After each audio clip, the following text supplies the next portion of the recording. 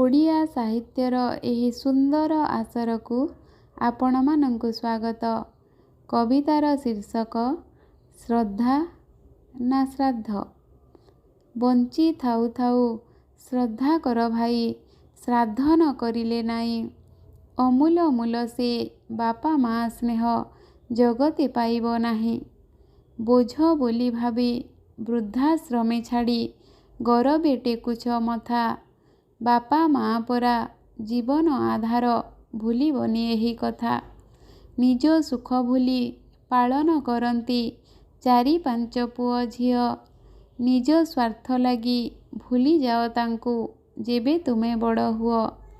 ଗୋଟିଏ ମାଠିଆରୁ ଚାରି ପାଞ୍ଚ କୁଣ୍ଡ ପାଣି ତ ପାରିବେ ନେଇ। ଚାରି ପାଞ୍ଚ କୁଣ୍ଡ ମିଶି ମାଠିଆକୁ ପାଣି ନ ପାରନ୍ତି ଦେଇ।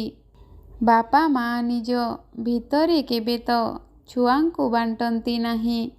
ବାପା ମା ପରା ଏକ ଓ ଅଭିନ୍ନ, ତୁମେ ଭୁଲିଯାଅ କାହିଁ। ବଞ୍ଚି ଥାଉ ଥାଉ ଆଡ଼ ଆଖିରେ ତ ଚାହିଁଲନି କେବେ ଦିନେ।